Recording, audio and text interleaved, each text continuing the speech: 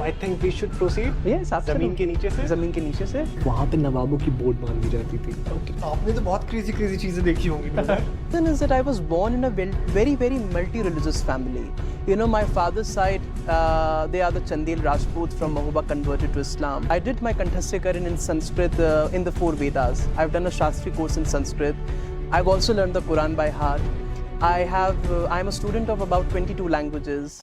हैदरी को इसी रूम में लाया जाता है. ओह जी. मैं आपको इसके नीचे डार्क वाले जो अंधेरा वाला रूम है वहां ले जाऊंगा. 2021 में मैं आप एक शख्स के साथ आता हूँ. वो और मैं उसी डार्क रूम में अगल बगल खड़े थे और एकदम सामने क्योंकि अंधेरा है तो मुझे किसी के चलने की आवाज आती है. So it was like the Army Je Tumar movement. Army Je Tumar movement. और I am right now with India's youngest archaeologist. हाँ. Today is a very special day for me. नहीं ऐसे भी नहीं. मुझे बहुत अच्छे से याद है कि मैं 11th में अपनी क्लास में बैठा हुआ था. तभी मेरी इंग्लिश टीचर बोलती हैं कि there was a CMS pass out जो कि अब इंडिया के यंगेस्ट आर्कियोलॉजिस्ट हैं. तो मुझे याद आया कि 6th क्लास में मैंने किसी CMS के बुलेटिन में उनके बारे में पढ़ा था. और अब मैं आज जाकर उन्हें ये फुटेज ज़रूर दिखाऊंगा because I am right now with India's youngest archaeologist अर्श Ali. Not only India's youngest archaeologist, he is an Egyptologist, cultural representative, advocate, political advisor if I'm not wrong. या अगर मैंने कुछ मिस करो तो प्लीज़ आप ऐड करिए. Not at all. So, do you have your pre-planned intro for us? जिससे audience को थोड़ा बहुत और अंदाज़ा लग जाए आपके बारे में. Well, I think that first of all, it's such a pleasure being here. अरे. And always a pleasure to be with Lucknow people, as wonderful people I've got this afternoon. And it is such a pleasure being, you know, with people who can really relate with Lucknow's culture and heritage. Okay. And आप सभी का हम तहे दिल से शुक्र अदा करना चाहेंगे. और ये भी चाहेंगे कि आप अपने आसपास जो कदीमी इमारतें हैं, जो साख्त हैं, अलग अलग जगहों पर जो भी आपको लखनऊ से जुड़ी बातें दिखती हैं, उसको पहचानने की और उसको समझने की कोशिश करें. So true. The message should hit home. So मुझे बहुत अच्छे से याद है कि मेरी आपसे कॉल पर बात हो रही थी और मैंने आपसे कॉल पर पूछा, मतलब मैंने एक तरीके से आपको प्रपोज करा कि we should just go at a cafe और फिर उसके बाद हम लोग अपनी चीज़ लेके हम लोग को सादत खान के मकबरे पर जाना चाहिए. फिर you just few minutes down the line you humbled me कि आप वहाँ पे ऑलरेडी जा चुके हैं. मुझे मतलब ये लगता था कि आप शायद लखनऊ में एकदम न्यू भी हैं, बट ऐसा नहीं होना चाहिए था. You are India's youngest archaeologist. इतनी तो बुद्धि मेरे अंदर होनी चाहिए थी. Not at all, not at all. तो खैर फिर मैंने सोचा कि why not my favourite place, Chattar Manzil. And everyone's favorite place. Everyone's favourite place. अगर लखनऊ की कदीमी इमारतों की बात करें जी. तो सबसे फेवरेट क्या आपकी? I think it's a very tough question. Okay. Because I think that Lucknow has a charm, it has a soul that is much older than even Lucknow as a city is. हाँ, true. Because when we talk about Lucknow and if we miss Awadh, it is absolutely futile. And if we talk about Awadh and we miss Ayodhya, then also it is futile. So Lucknow actually owes its name, as we know, to Lakshman, who was a brother of Sri Ram. Ji. And the whole place belonged to Awadh. The folk songs in Awadhi language, or we talk about the tales related to Lucknow, they in some way or the other are connected to the people's culture in and around Lucknow. So it is actually the people whom I adore the most in and around Lucknow. Because even if Lucknow as a city of the Nawabs doesn't exist today, it still exists today as Lucknow, the city of a people who have been brought up in the Awadhi culture. Yes. Because Lucknow without Awadh is like, you know, I would say sheer khurma without sweetness. Oh, nice. Actually, that was a fake smile क्योंकि मुझे nonveg का कोई idea नहीं है. And sheer khurma is a sweet dish, right? Yes. Okay, I screwed it up. होता है. Very often it happens. मतलब मेरे ख्याल से उसे वो कहते हैं ना, कुएं का मेढक, कुएं का जिसको मेढक। ज्यादा चीजों का आइडिया नहीं, कुछ ही चीजों का आइडिया नहीं, है। ये तो लखनऊ डिश है, हाँ, शीर खुरमा। मतलब मैं ये कहना चाह रहा था यहाँ से कि मुझे सिर्फ और सिर्फ हेरिटेज हिस्ट्री का ही थोड़ा ही सा आइडिया है। बिल्कुल नहीं, अब every one of us is a student, and we tend to remain students throughout life. Ji. It happens that nobody can say that I know everything of something. हाँ। It's rather better to know something of everything. So that is something really adorable. Yes. और आजकल आपको लोग ऐसे ज़्यादा मिलेंगे जो बोलते हैं कि हमें पता सब कुछ है, हाँ लेकिन जो वाकिफ़ाल हाल हैं वो अलग होते हैं। जी। So what's the first heritage site that comes to your mind when someone says Lucknow? Of course, the Imam Bada Imam Bada. and the Rumi Darwaza. Yes. Because we all adore the Rumi Darwaza हाँ. as the icon of Lucknow. Yes. Even when you receive any mementos from Lucknow हाँ. or any program related to Lucknow happens and you go there, you are honored. It always has Rumi Darwaza either on the certificate or in the memento or in the award. Yes. So of course we all have rewinding memories of the Rumi Darwaza. Yes. And actually, I've also been to the original Darwaza, which is in the Topkai Palace in Istanbul, Okay. which had inspired the Rumi Darwaza. So just tell me this. Baab-e क्या Humayun. same है? No, it's much bigger. This This one is much more bigger. Yeah. The moment happens when a call comes in from Lucknow, from a gentleman हाँ. of Lucknow from the old quarters, हाँ. and you pick up the phone, and there's a whole compartment filled up with Delite people, and then you say Adab, kaise hain aap, how, and the eyes, Okay, the glances, all of them converge on you. Okay. ये किस ग्रह से आया? जी। So this ग्रह is Lucknow. Yes. और आपको पता है मेरा एक फ्रेंड है, दिल्ली में ही है, और वो कहता है कि जब मैं यहाँ दिल्ली में किसी से तुम करके भी बात करता हूँ तो लोग कहते हैं कि इतनी तमीज से बात कर रहे हो, वहाँ पे मतलब तू ही चलता है, if I'm not wrong. Delhi is very different. I think Delhi is also, if Lucknow is closest to my heart, Delhi is closer. But of course, Delhi is closer. Delhi and Lucknow is closest. Closest. So I think the language adds to the distance. Yes. And the Shayari is, लाखों सितम देखे हमारी जिंदगी ने, रूह हमारी कांप उठी. लाखों सितम ए जिंदगानी देखी हमने, रूह हमारी कांप उठी. लखनऊ से जुदाई देखी हमने, हमारे सितम ही रो उठी. Okay, so this is something that you came up with, right? I came up with, and then I added हाँ. when I was in the layover in Delhi, I added it with another verse that is, कश्मकश जिंदगी ने जब हमसे पूछा कि क्या कम सितम दिए थे हमने. कश्मकश जिंदगी ने पूछा क्या कम सितम दिए थे हमने, कि अर्शे खंदीद आमादा रहता, अब अश्क ही गिरा दिए तुमने. It means that जो कश्मकश जिंदगी है, उसने हमसे ये पूछा कि क्या हमने तुम्हारे पर कम सितम दिए थे कि अर्शे खंदीदी आमादा रहा. मतलब अर्श द स्माइलिंग बॉय, खंदीदन इज पर्शियन फॉर स्माइल और लाफ्टर, आमादा means to get ready with for every challenge. But अब अश्क गिरा दिए तुमने भी. So even you have made a teardrop fell from your eyes. Okay. So this is a feeling that people of Lucknow have when they go out or away from the city.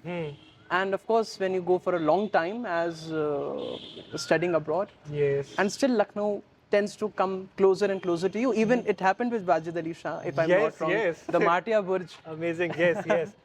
I like the way you draw parallels. Amazing. Wow. So I think we should proceed. Yes, absolutely. ज़मीन के नीचे से? ज़मीन के नीचे से. आइए. That's what an archaeologist does. To be undergrounded. आपने तो बहुत crazy चीजें देखी होंगी ब्रदर. बहुत ज़्यादा. Wow. There was even a time when I was just entering inside the tomb, and it happened that I saw a gap, and there was a mummy saying hi in Egypt. So you have the skull coming in, of course. आइए. So ये हमेशा से ऐसा खुला रहा या अभी ये खुला गया है? 2019 से मेरी आंखों के सामने तो खुला ही रहा है. I see. Now something interesting. So like, is it the part of the Nawabi structure itself? Yes. This is the part of the Nawabi structure itself. Because that whole, this big khoti, Khuti. it tells that कुछ जोड़ा गया होगा, the रस्सी or something. What I've heard is that वहाँ पे नवाबों की boat बांधी जाती थी. Okay, the fish one. Could have been that fish one, क्योंकि यहाँ पे 2019 में जब यहाँ पे एक्सकवेशन वगैरह चल रहा था तो यहाँ पे बोट भी निकली थी इसी के पास. I see. So was it like the covered one? Because उसको बोला गया था कि वो डुबा भी दिया गया था गोमतीन में after the mutiny. Okay. अच्छा, जो आपने बाहर फेलिस पीटो की पिक में देखी थी. The boat one, yes. Okay. The fish one. बहुत ही खस्ता हालत में थी तो ये नहीं I think a smaller one perhaps. Smaller one could be a completely different one. छोटा सा, like as an emergency boat. Yes. और बिकॉज अगर अच्छा आपको पता है, अगर मैं यहाँ से कूदूँ, मैं उस खूंटे के पास जाऊँ और थोड़ा आगे जाऊँ, पीछे मुड़ूँ, तो मुझे ये जो दीवार आप देख रही है, दीवार आपको, उसके ऊपर वहाँ पर एक स्टोन के ऊपर एक नाम लिखा हुआ है. Could you guess the name of that person जो वहाँ लिखा हुआ? Could you guess that person? Like is it in Persian or English? English. और आप ये भी नोटिस करिएगा कि ये जो इमारत है इसका आर्किटेक्चर फ्रेंच है. Claude Martin. Claude Martin. Proper उनकी टाउन की रेसिडेंसी ये थी. Okay, so I just screwed it up. Claude Martin की टाउन की रेसिडेंस सबसे पहली कहीं और थी, विच इज़ गोरी बीबी की कोठी, खयालीगंज, कैसरबाग, ओल्ड नास सिनेमा रोड के पास. जी. और हाँ, that is the कोठी you were talking about in Kakori the live कोठी. video. Yes. जहाँ वो लटका दिया गया था एंट्रेंस पे during the mutiny by उसका एक कबर भी है किसी इंग्लिश जनरल का उसी के पास. हाँ. The obelisk. इस रेसिडेंसी में है. You all covered it in that video. मेरे ख्याल से आप आलमबाग कोठी की बात कर रहे हैं, क्योंकि आलमबाग कोठी वाली वीडियो में मैंने बोला था कि यहाँ इस दरवाजे पे फांसी दी हाँ, जाती तो थी. वही वाली हो. हाँ. That is last or second last video. ना, वो काफी पुरानी वीडियो है मेरी. Perhaps I screwed it this time. पिंड थी बस, शायद इसलिए आपको लग रहा हूँ. हाँ. क्योंकि मुझे जब आप वहाँ पे भी बोल रहे थे ना, तो मैं सोच रहा था कि आप दो वीडियोस को मिक्स कर रहे हैं. Yes. आलमबाग कोठी में I showed the tomb also. The tombs, yes. In the later part of the video. Yes. You are India's youngest archaeologist और आप CMS से पढ़े हैं. बस मुझे ये पता था, और मुझे ये इसलिए भी बहुत अच्छे से याद है क्योंकि 6th क्लास जब मैं 6th क्लास में था, ये वही क्लास है जब मुझे हिस्ट्री से प्यार हुआ था. कुछ इंसिडेंट हुआ मेरे साथ और मुझे उससे हिस्ट्री से प्यार हो गया, और ये वही टाइम ही है जब मैंने आपके बारे में CMS बुलेटिन में पढ़ा था. So just give me a little context, और आप ऑडियंस को प्लीज कॉन्टेक्स्ट दीजिए अपने बारे में कि अब है क्या.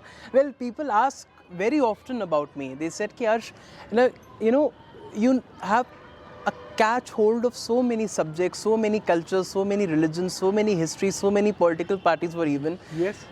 Being a sort of a political advisor to people across political lines. How do you manage all that? And that's a very simple reason to give.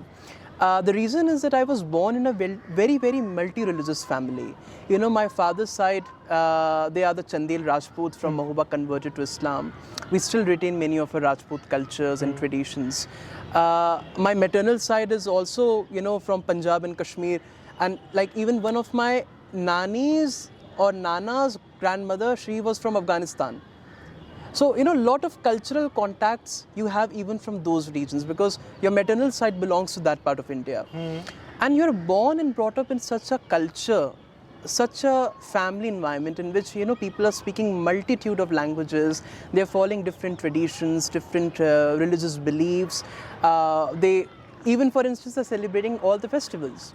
And हमें फ़ायदा मिलता था कि कोई भी त्योहार हो शगुन मिलना था. हाँ, बिल्कुल. So your pockets are never empty. Yes. And even there would be times when the Nanihal and the Dadiyal would compete in terms of कौन ज़्यादा देगा बच्चों को शगुन. So we were at the advantage. Yes, obviously. And of course, that's how, I grasped hold of all those cultures, languages and religions.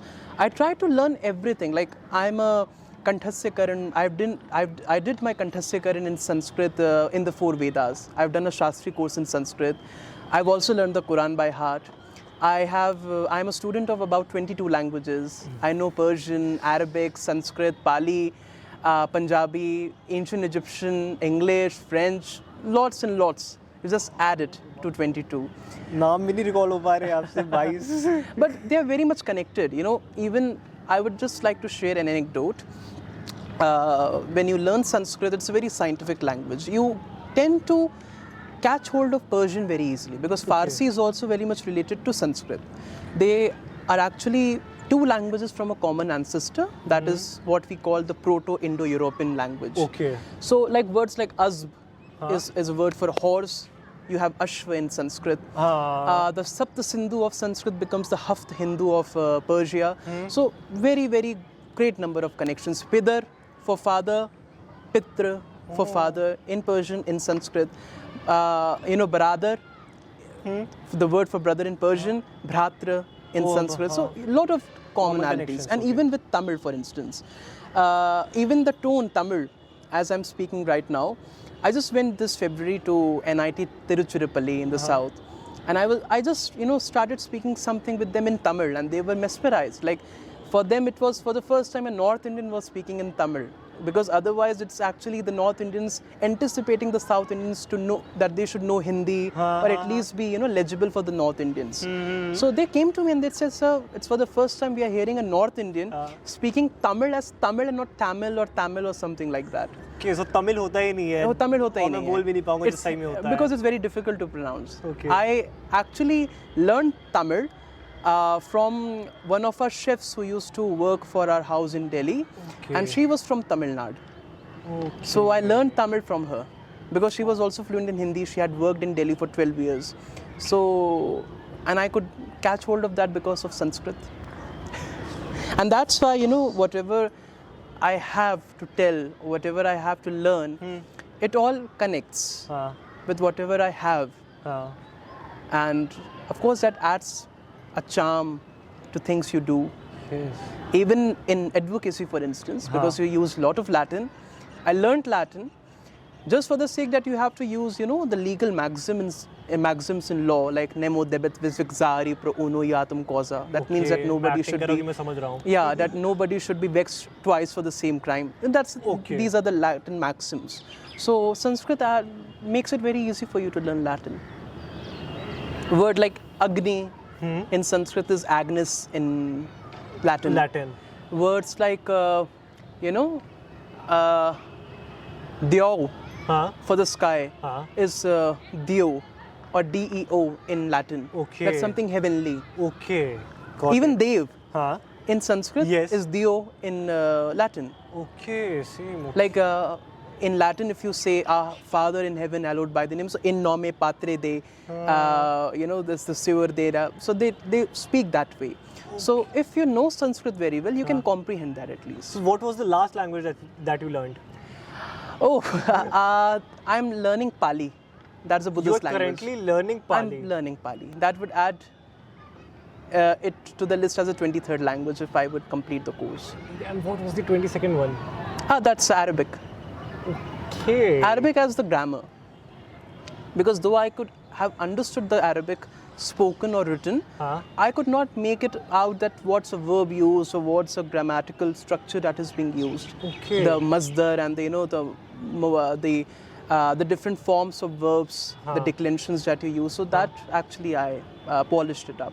It was just during the G20 because I was speaking much with the Arabic-speaking people from all over the Middle East.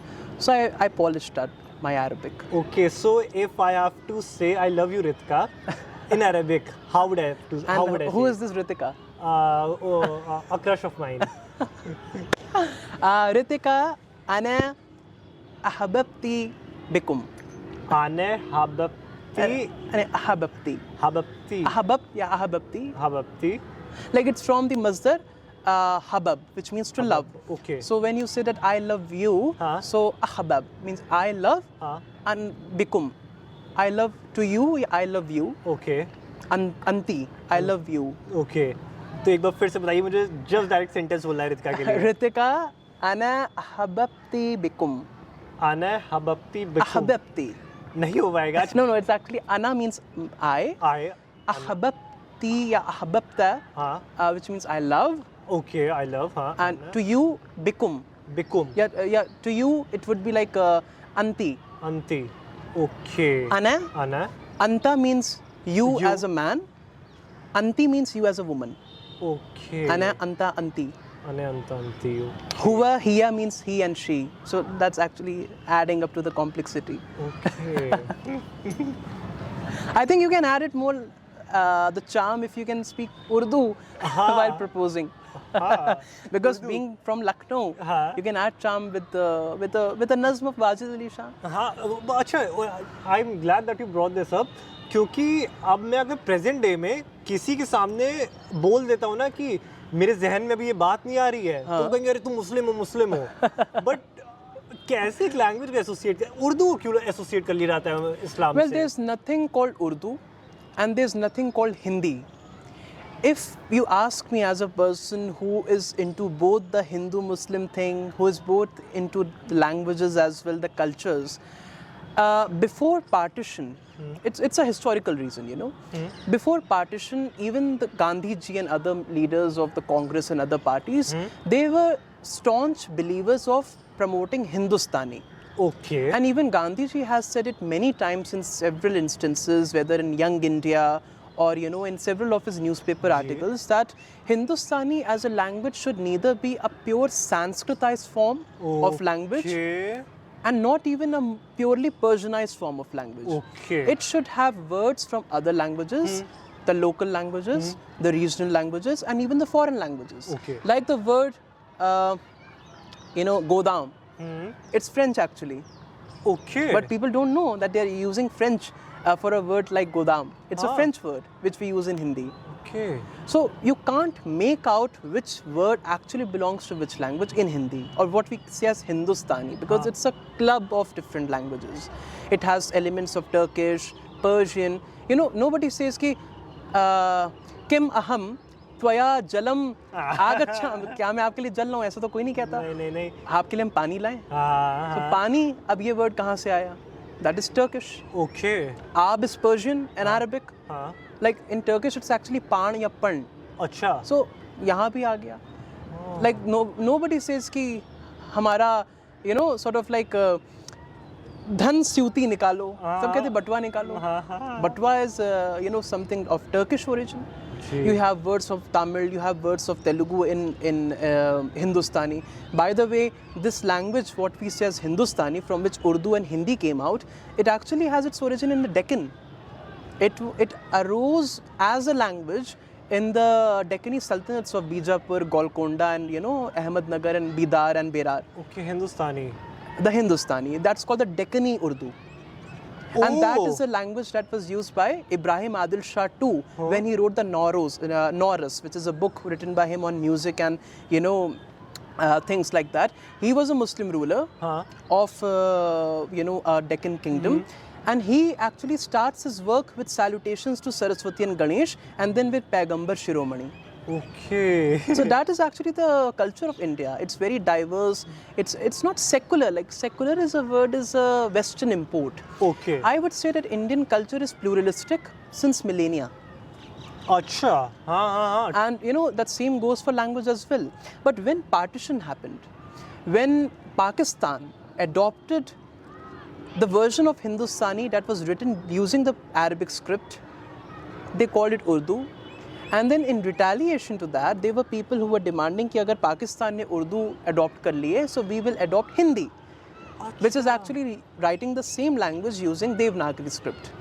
It's something the same way as you write Marathi using the Devanagari script, and using the Devanagari script you can also write Hindi or Nepali even, because even these three languages use the same script. That's the Devanagari script. So I think that doesn't make sense.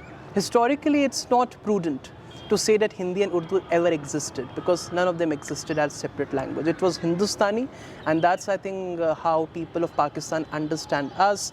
They can understand what we speak. We can understand what they speak. And to the fact that even there people are enjoying Hira Mandi as we are doing it here. Gee. Wow, so much depth. So much depth. It reflects your years and years of research, hard work, the time that you've dedicated. And there are times when I still believe that I have done nothing. Believe me. I think that's a typical student mentality. I think that's how a person would really learn something. Yes. अगर वो अपने आप को हमेशा समझता है कि मुझे कुछ भी नहीं आता. That's 99% of the people, there कि उनको सब आता है. हाँ. So let us be a part of that point one. जी. तो हम लोग अंदर चले, थोड़ा म्यूजिक के बारे में कुछ समझते हैं. हाँ, actually this octagonal room is quite famous for an incident. एक बार बादशाह गाजिउद्दीन हैदर अपने कुछ दरबारियों के साथ गोमती के बगल में लुत्फ उठा रहे थे हवाओं का लुत्फ। क्या हमने सही बोला? बिल्कुल सही बोला। ओके, तो पासी में तो उनके एक दरबारी उनको अप्रोच करते हैं और कहते हैं कि पासी में हैदरी हैं, हैदरी। तो बादशाह गाजिउद्दीन हैदर जब सुनते हैं कि उनके ज़माने के काफ़ी फेमस सिंगर उनके बहुत ही पास हैं, तो वो कहते हैं कि हैदरी को जाके बुला के लाइए। हैदरी को उनके सामने पेश करा जाता है। बट अब आपको ये चीज़ समझनी चाहिए कि जो हैदरी है उनके साथ एक ट्विस्ट है, वो काफ़ी ज़्यादा इगोइस्टिक है। कभी कभी कुछ आर्टिस्ट के साथ ये चीज़ देखने को मिलती है, हैदरी काफ़ी ज़्यादा इगोइस्टिक है। तो होना भी चाहिए। हाँ, होना भी चाहिए। तो बादशाह गाजिउद्दीन हैदर उनसे पूछते हैं क्या तुम मेरे लिए परफॉर्म करोगे? हैदरी कहते हैं कि मैं परफॉर्म तो कर दूंगा, बट उनके साथ एक ट्विस्ट है। हैदरी बोलते हैं कि मुझे ये नहीं पता कि आप रहते कहाँ हैं। एक बादशाह जिसके आप मुल्क में खड़े हैं, आप उनसे कह रहे हैं कि मुझे ये नहीं पता कि आप रहते कहाँ हैं। बादशाह गाजिउद्दीन हैदर इस चीज़ को उनकी इग्नोरेंस की तरह लेते हैं और कहते हैं ठीक है हैदरी, आप मेरे साथ चलिए, मैं आपको दिखा, आप मेरे साथ चलिए। हैदरी के साथ ट्विस्ट है। हैदरी कंडीशन रखते हैं। हैदरी कहते हैं कि मैं आपके साथ चल तो दूंगा, बट मुझे बदले में पूड़ी और बलाई चाहिए। बलाई इज जस्ट मलाई, लखनवी टकसाली जुबान में वो बलाई। तो बादशाह गाजिउद्दीन हैदर कहते हैं बिल्कुल हाँ चलते हैं। उनको हैदरी को इसी रूम में लाया जाता है। ओह जी, हैदरी बादशाह गाजिउद्दीन हैदर के सामने परफॉर्मेंस स्टार्ट करते हैं। बादशाह गाजिउद्दीन हैदर बहुत ही अच्छा टोबैको स्मोक कर रहे होते हैं, हुक्का स्मोक कर रहे होते हैं। तो जो हैदरी होते हैं, ट्विस्ट उनके साथ, हैदरी कहते हैं कि बादशाह सलामत, जो आप ये हुक्का स्मोक कर रहे हैं, मुझे सेम हुक्का स्मोक करना है, सेम टोबैको स्मोक करना है। वो अपनी परफॉर्मेंस को बीच में रोक के उन्होंने ये चीज़ बोली। तो बादशाह गाजिउद्दीन हैदर थोड़ा he got paced of at this.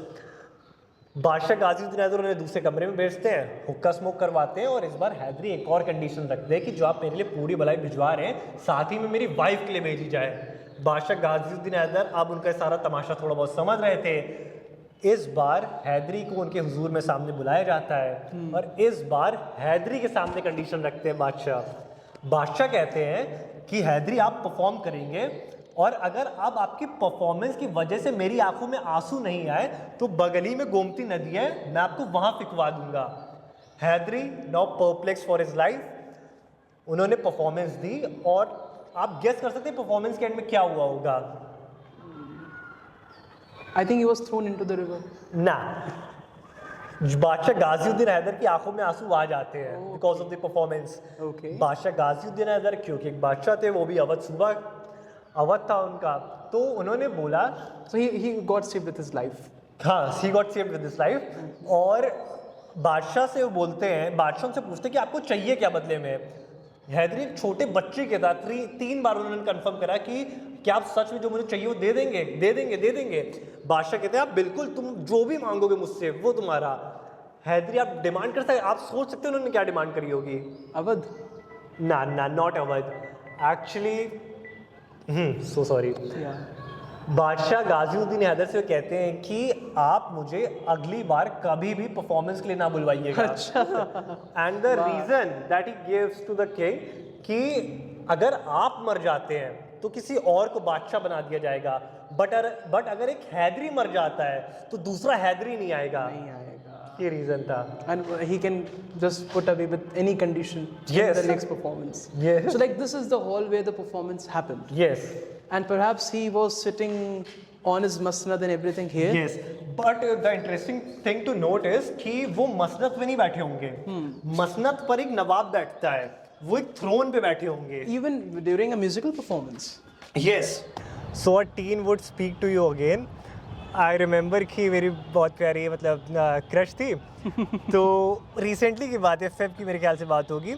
मौसम विंटर से समर में ट्रांजिशन कर रहा था। Okay. ठीक, और That was like the springtime. हाँ, और बहुत ज़्यादा गर्मी हो रही थी धीरे धीरे, बट उस दिन मौसम बहुत प्यारा था। तो she and I went on a date, इसके ऊपर, बोट के ऊपर। That's 5 years ago. ना ना ना ना, ये तो अभी फेब में अभी हुआ है। इसी हाँ, साल? अभी फेब में। Okay. तो मुझे याद है कि मैंने वहाँ से बोट ली।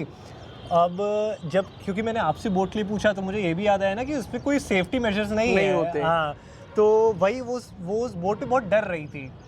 तो वो और मैं पीछे एकदम बोट में बैठते जाके इन अ वेरी क्लोज प्रॉक्सिमिटी, और फिर वो बोटिंग स्टार्ट करते हैं। तो बहुत ज़्यादा डर रही थी और हम लोग पास आ रहे थे।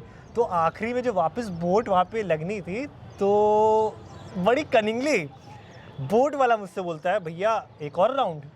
मैंने कहा इस बार लंबा वाला। इस बार लंबा वाला। कहती नहीं नहीं नहीं नहीं, नहीं स्नेल। तो फिर नहीं गए हम लोग। भैया को तो ये कमाना था। हाँ भाई, मतलब कि तो करेंगे उसने, मतलब भैया एक और राउंड। तो बहुत हंसी थी। So आप ओरिजिनली लखनऊ की हैं? Your बिल्कुल, family yes. everywhere like generations yes, from Lucknow. from Lucknow itself. Yes, मेरे ख्याल से जितने तरीके से आपको डीपली अपनी फैमिली के बारे में पता है उतना मुझे नहीं, बट मेरे ग्रैंडफादर वगैरह ओरिजिनली राजस्थान से हैं। जी। Your accent is little different. Okay. आपके एसेंट थोड़ी सी हमें डेलाइट लगती है। आई डोंट नो वे, जो अलवरी जिसे कहते हैं, okay Alwar and all that area, अच्छा। नाथवाड़ का एरिया। ओके, अलवर तो I know worshippers of Lord Vishnu. हाँ जी जी जी, अलवर एंड नाथवाड़। हाँ, क्योंकि मैं एकनाथ, 6th क्लास में श्रीनाथ जी जाए। 6th क्लास में पहली बार मैंने बुलेटिन में आपके बारे में पढ़ा था। 6th क्लास में शब्द मुझे मिला था अपनी हिस्ट्री की बुक में, अलवर्स, क्योंकि मेरे फेसबुक पे नहीं, वो पासवर्ड भी। दूसरे अलवर हैं। अच्छा, वो तमिल सेंट्स हैं। ओके। एक अलवर जगह है राजस्थान में, अच्छा। वो वहाँ की टोन ही ऐसी है। ओह, कैसे करेक्ट करा भाई। So why do you feel that you have a connect with this place? Like I have been hearing about Chhattar since a long time, Chhattar, and of course I also love this place as a way that it personifies Lucknow. So why do you think it's a very special and lovely place? Why do I think कि Like, do you feel that you have a sort of like Purna Janam ka rishta? You were a part of the Nawab's court because the way you were telling out the story of Hyder हाँ, seemed as if you were sitting in the very audience. okay. मुझे लगता 2019 was the very year जब मेरा class का दोस्त मुझे यहाँ लाता है छतर मंजिल। Right. नया नया आवारा बना था मैं, मुझे जगह बहुत अच्छी लगी। फिर अच्छा, एक्चुअली मेरे साथ ये था कि मुझे 6th क्लास में मेरे साथ एक इंसिडेंट होता है, मुझे लखनऊ की हिस्ट्री लगना स्टार्ट अच्छी लगती है उसी दिन से। फिर मैं धीरे धीरे मुगल हिस्ट्री की तरफ बढ़ जाता हूँ। That's when you entered 7th. हाँ, 6 7 7 में medieval क्योंकि हाँ, मिडिवल start थी होता है। 7th, यस, सीएमएस में CMS 7th में में। मिडिवल थी, यस, एकदम सही। मैं Mughal Starting from Mahmud Ghazni.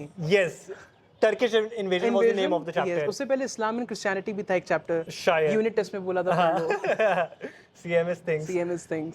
तो मुझे याद है, तो मैं 12th तक मुगल हिस्ट्री पढ़ा। फिर जब मेरी बारी आई कि मुझे कहीं और एडमिशन लेना है, तब मैंने सोचा नहीं, लखनऊ जो मेरे लाइफ का टास्क है, लखनऊ ही। तो लखनऊ मैं डिसाइड करता हूँ मैं लखनऊ में रुकूंगा। Right. 2021 था कि मैं लखनऊ में रुकूंगा, बट 2019 में मैं ऑलरेडी इस जगह आ चुका था। 2021 ऑनवर्ड्स मेरा प्यार इस जगह को लेके, लखनऊ को लेके स्पेसिफिकली शुरू हो चुका था। Okay.